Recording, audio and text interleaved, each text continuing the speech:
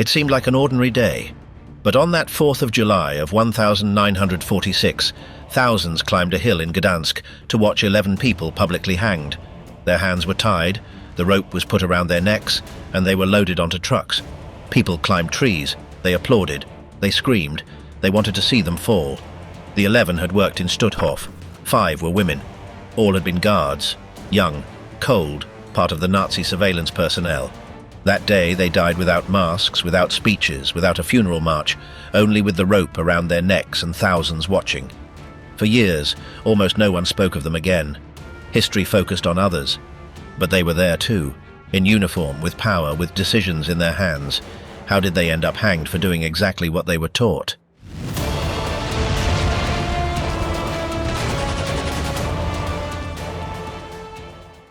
Stutthof was a place where you died upon arrival.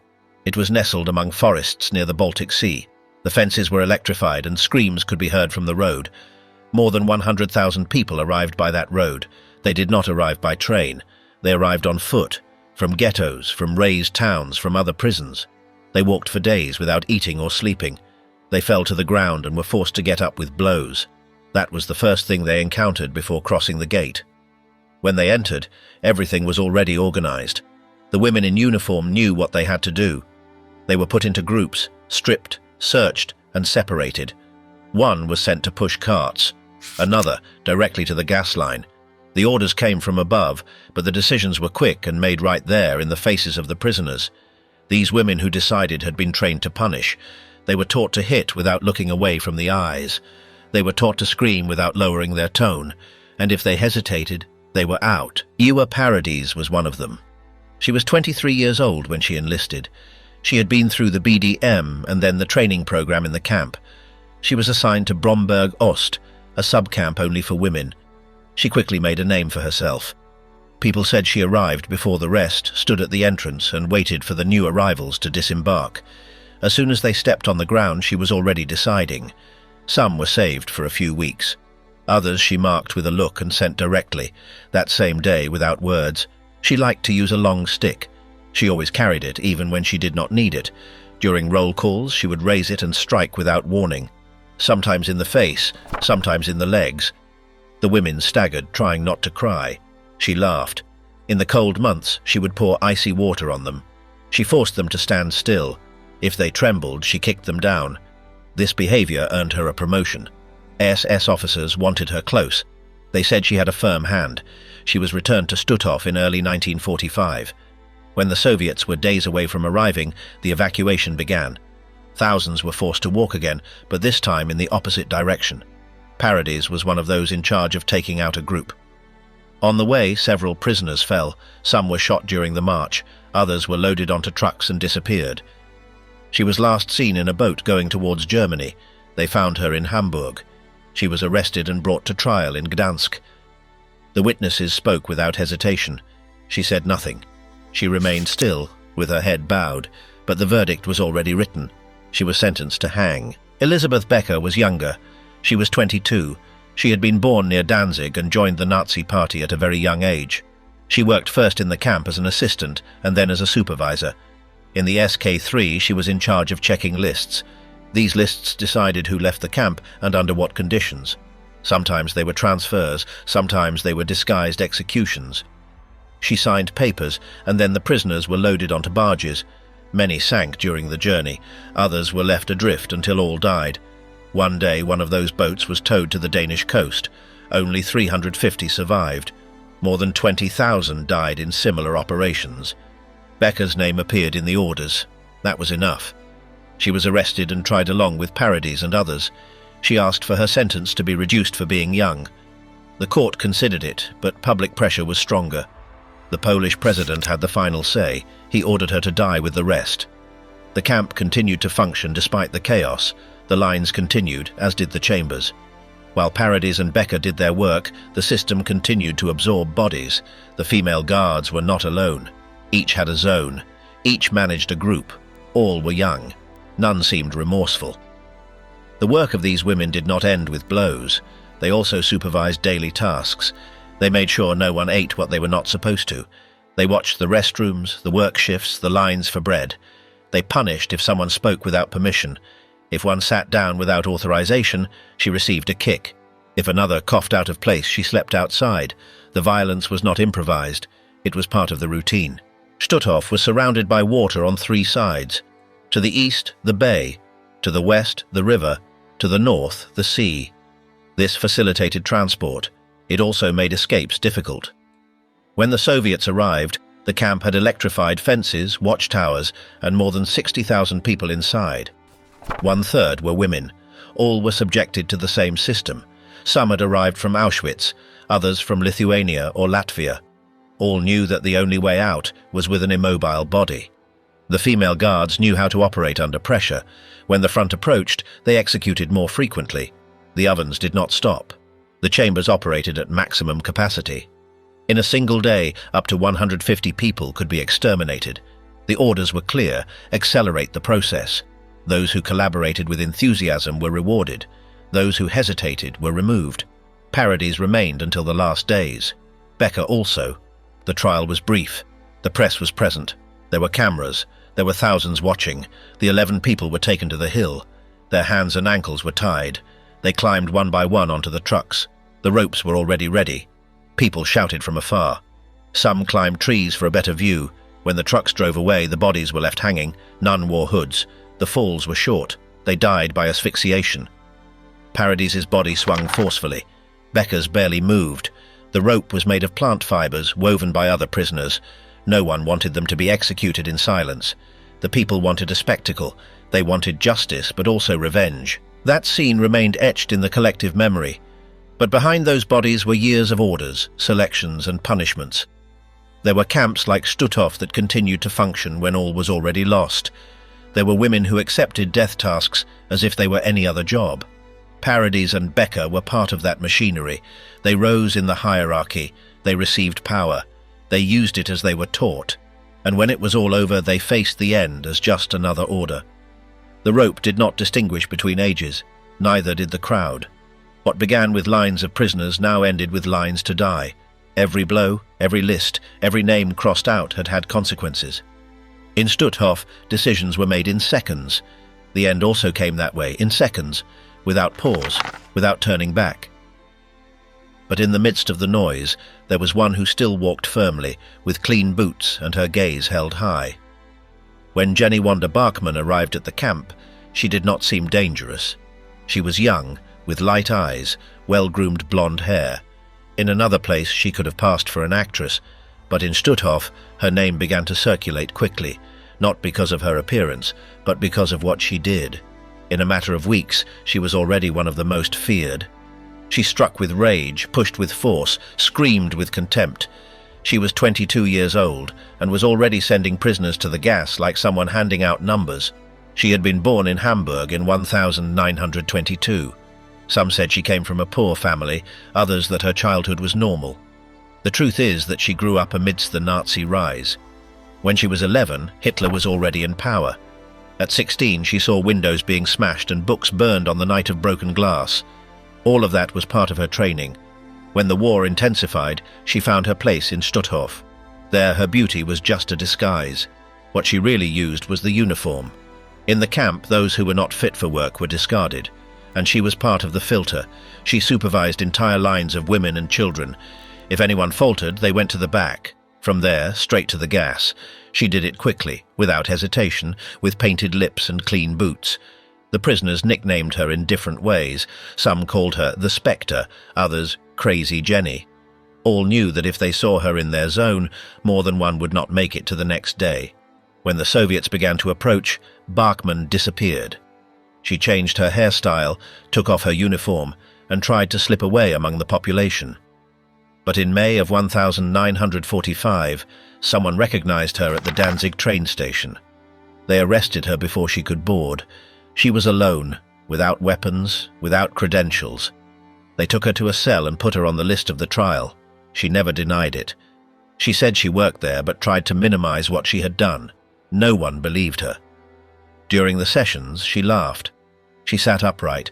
She changed her look every morning. She meticulously styled her hair and kept her back straight, as if it were a parade. She looked at the audience without lowering her head. Witnesses spoke and she smiled. They said she had sent hundreds to the gas, that she had beaten several women to death, that she had insulted, kicked, dragged. Sometimes she did it without reason, just for looking straight or breathing heavily. On the day of the execution, the trucks were ready. Each prisoner was given a rope and loaded onto the platform. When it was Bachmann's turn, something went wrong. The vehicle that should have moved remained motionless. She stood there with the rope around her neck. People started screaming. They wanted to see her die. An ex-prisoner approached, jumped up and pushed her without thinking. The body fell. She died instantly. Applause was heard from behind. Among the attendees, several approached the body. Some tore off buttons. Others cut pieces of cloth. They wanted a souvenir, not out of admiration, but as a symbol. The corpse was taken along with the others to the anatomical theatre. It was used for medical classes. Afterwards, it was discarded as trash. Next to her, another woman awaited sentencing. Her name was Wanda Klaff. She was 24 years old and had also been born in Danzig. Her father was a railway worker. She studied until she was 16 and then worked in factories. Afterwards, she was a tram driver. She did not last long in jobs. In 1944, she entered the camp system, first in Proust, then in Russoschin. She adapted quickly. Every morning she went out with the whip in her hand. She used it at the barrack entrance. She stood firm, right at the door. The prisoners had to pass one by one. Each one received a blow. If any delayed, they received two. If any tried to avoid her by jumping out the window, it was worse. They fell badly, fractured, lay sprawled. She was unfazed. She continued with the next one. In 1 week, most already had marked bodies, thighs, arms, backs full of bruises. Some could not even stand. Others fainted in line. The women knew that if they were not in condition, they were taken to the medical block. There they were examined, and it was decided whether it was worth keeping them alive. If not, they were sent to the chamber. Klaff did not hesitate to suggest names. She said it in a low voice while taking notes. Every word could be a sentence. The uniform gave her power, and she used it every day. When everything collapsed, she tried to return to her normal life. She changed her name, hid with relatives. But on the 11th of June of 1945, she was caught. In prison, she became ill. She had typhoid fever. For weeks, she was delirious. Some said it was karma. When she recovered, she was taken to trial with the others. She sat seriously, showing no emotions. She stated that she had hit 2 people per day. Witnesses said it was many more. The prosecution presented reports, testimonies, and photographs. Several women recounted how she had kicked them to the ground, how she had denied them water, how she had singled them out for death. Klaff did not defend herself. She nodded in silence. When the sentence came, she did not protest. She got into the truck without looking back. She was hanged the same day as Bachmann. In the records, she was registered as one of the 5 women executed on that 4th of July. In the photos, she appears with her head bowed, her eyes closed. Her body was also used by medical students. Afterwards, it was discarded without a name. Stutthof had more than 1 subcamp, each with its own rules, but all under the same system. The supervisors were young, fanatical, ambitious. They wanted to stand out, some out of fear, others out of pride. They moved freely within the camp. They shouted orders, monitored lines, dispensed punishments. Every blow had an effect, every gesture a consequence. The number of victims grew daily. In the last months, when everything was about to collapse, the pace increased. The ovens worked non-stop. The chambers filled 3 times a day. Selections were quick. There was no time for doubts, and the female guards knew how to move in that chaos. Bachmann and Klaff were no exceptions. They were part of a mechanism. They executed tasks, made decisions, used their authority. They did it firmly, with precision. They did not need detailed instructions. They knew the procedure. They applied it every morning. The trials in Gdansk not only punished names, they exposed what happened daily behind the fences. They showed how ordinary women became key pieces of an extermination system. How youth, appearance, or fragility did not prevent brutality. Some did it with rage, others with coldness, but all with efficiency. That day on the hill, the trucks lined up. The ropes came down. The crowds screamed. The cameras flashed. The wind moved the bodies. And history remained hanging there without words, without comfort. Only facts, only names, only ropes. But others continued to move within the camp, carrying out tasks as if nothing had changed. Gerda Steinhoff was 22 years old when she first crossed the gates of Stutthof. Until recently, she had been a cook and then a tram driver in Danzig. She had an ordinary life, a young son, a recent marriage, a normal routine, but something changed. Perhaps it was the war, perhaps the propaganda, perhaps the desire to feel part of something. The fact is that she volunteered. No one forced her. It was she who asked to join the camp staff. And when she arrived, she fully committed herself. The first thing she learned was to obey without questioning. She was taught how to form up, how to shout, how to control prisoners with a glance. She learned to use her boots as a weapon and to keep a serious face when someone fell to the ground. In a few months, she already had rank. She became a block leader, a position that gave her authority over hundreds of women. From that place, she participated in selections, organized punishments, and reviewed daily reports. She was quick, efficient, silent. In the female camp SK3, her presence was noticeable. She had a dry way of moving. She appeared in the barracks without warning. She walked among the lines as if looking for faults. If she found something out of place, she acted immediately. She shouted orders, pushed bodies, raised her voice without hesitation. Several times she was seen dragging women by the hair for not being on time for roll call. Other times she simply pointed with her finger. The prisoner understood and walked alone towards the group that was already marked for death. In December of 1944, she was transferred to the Bromberg Ost subcamp. There she maintained the same rhythm. She did not need to adapt. She already knew the system. She knew when to speak and when to look away. The officers valued her. For that reason, on the 25th of January of 1945, she received a medal. She was rewarded for her loyalty to the Third Reich. In the midst of the chaos, someone considered that her work deserved recognition, and she accepted it with pleasure. When the Soviet front began to close in, many tried to flee. Some disguised themselves as civilians, others hid. Stutthof waited until the end. She wanted to stay. But when there was no other choice, she returned home. She thought she could go unnoticed. It did not last long. On the 25th of May of that same year, she was arrested by the Polish authorities. In prison, she maintained her attitude. During the trial, she remained calm. She said her role was administrative, that she dealt with papers, that she had no direct contact with the prisoners, but dozens of survivors declared the opposite. They recounted what they experienced, how she selected pregnant women to send them to the gas, how she endlessly beat those who could not carry weight, how she organized shifts for impossible tasks. The words were different, but all agreed on one thing. Her name represented fear. The court did not need many sessions to make a decision. She was included among the 11 people who were to be publicly executed. She got into the truck without resistance. Her body hung alongside those of others who had shared routine, uniform, and position. Some tried to tear off parts of her clothes. Others simply watched. Newspapers recorded her death as part of the closing of an era. One more, one less. While Stutthof was rising in the hierarchy, another woman was also making her mark. Her name was Hertha Botha. She had been born in 1921 in a region of northern Germany. When she was a child, she helped her father in a timber business. She studied, worked, cared. They said she was kind. Until she began to be active in the BDM. There she changed. She became competitive, aggressive, obsessed with discipline. She practiced sports intensely. Her physique stood out, and that was her entry point into the system. In 1942, she became part of the Female Guard Corps.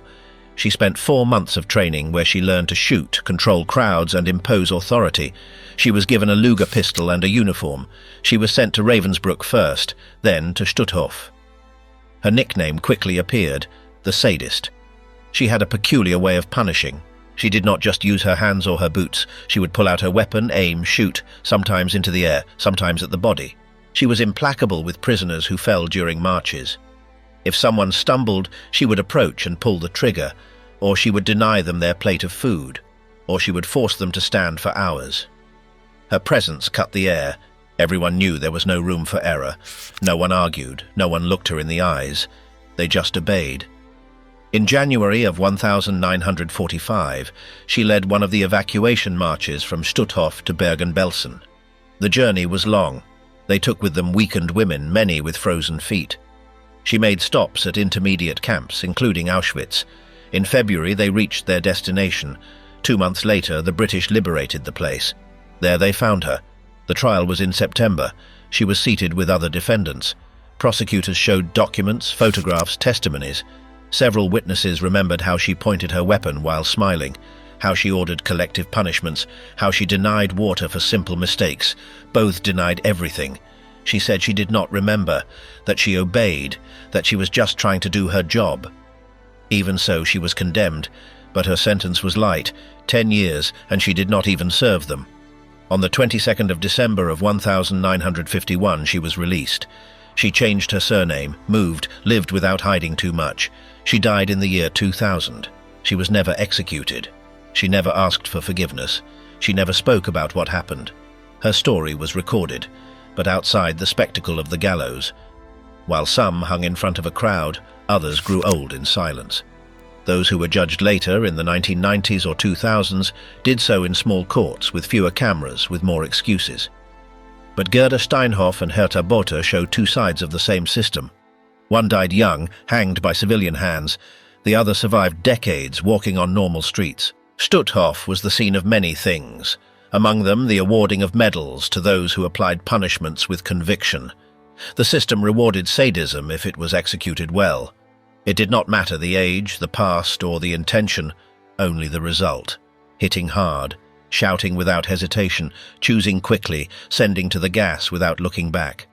Women like Steinhoff and Botha were not exceptions. They were useful pieces. That is why they were promoted. That is why they received diplomas, recognitions, words of encouragement. Valor was measured in obedience, and they complied. In their own way, but they complied. When the regime fell, some paid. Others continued, but all left a trace. The gallows were for a few, freedom for many others. The camp no longer exists, but the names remain, in lists, in photos, in testimonies. The end was not the same for all, but the beginning was the same. Putting on the uniform, learning the role, and following orders without looking back. That is how it worked. That is how everything was maintained. That is how they rewarded those who knew how to cause harm without remorse. But the story of Stutthof did not end there. More than 70 years passed. The ropes of Stutthof were already history, the witnesses were aging, and the names of the executed remained in dusty archives. But in Germany, Poland, and other countries, justice continued to search. Not all who worked in the camps had been captured. Some changed cities. Others lived without hiding. Many went on with their lives without anyone bothering them. Until the archives, photos, and names spoke again. In 2018, an old man of 94 years was brought to trial in Münster. His name was Johann Rehbogen.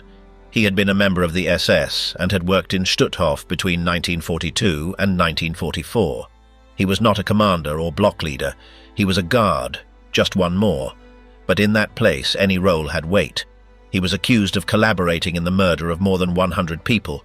Jews, Soviets, Poles, victims of Zyklon B gas, bullets, hunger or cold.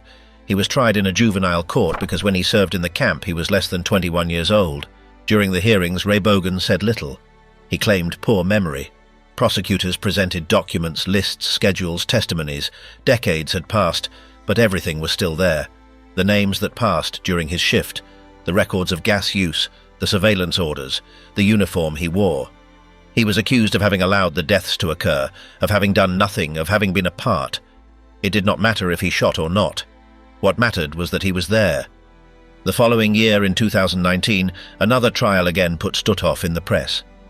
This time it was Bruno Day, a 93-year-old man. He had also been a guard. He had also worked in the camp between 1944 and 1945. He was held responsible for facilitating the death of more than 5,000 people. He was described as another piece of the machinery. He was also tried as a minor. During his defense, Day said he did not know everything that was happening, that he only guarded a sector, that he was young. But the survivors spoke again. One said he saw him hit a man for tripping in line. Another asserted that he heard him mock a woman crying for food. The prosecution did not need to prove that he killed, only that he was there, that he saw, that he was part. The sentence came. He was found guilty. His age prevented him from going to prison, but it was recorded. His name, his face, his story. But the case that generated the most attention was that of Irmgard Fürchner. When the trial was announced, she was already 96 years old. She was a frail woman, sitting in a wheelchair with a mask due to the pandemic. Her appearance did not match what was expected. There was no whip, no shouting, no boots, just an elderly widow. But between 1943 and 1945, she had been the secretary to the commander of Stutthof. She was meters from the gas chambers. She drafted reports. She received lists. She signed orders.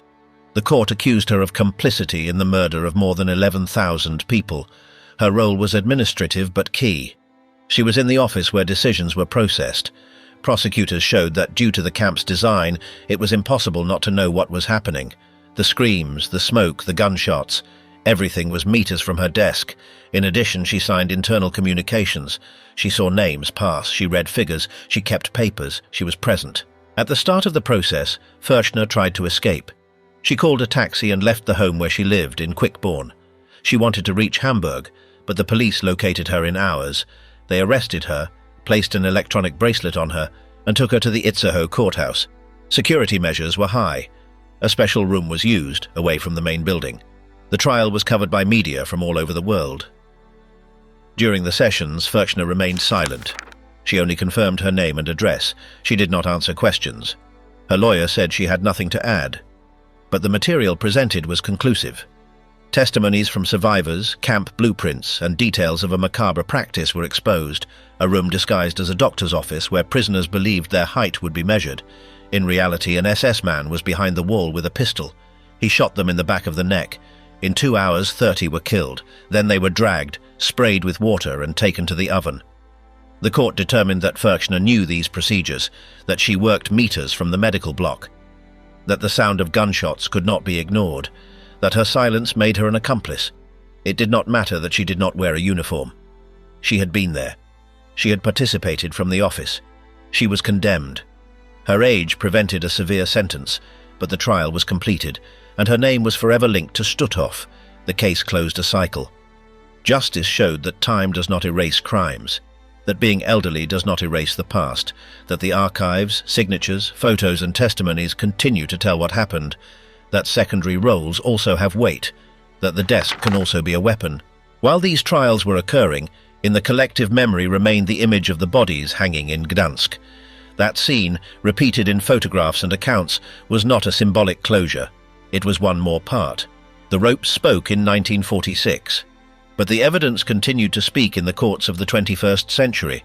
The crowds that climbed trees to watch the hanging have already died. The witnesses who pointed out the culprits also.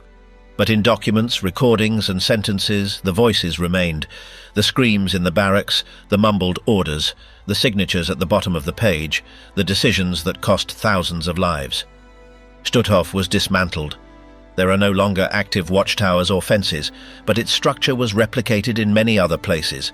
Its logic was sustained by simple rules: obey, watch, punish.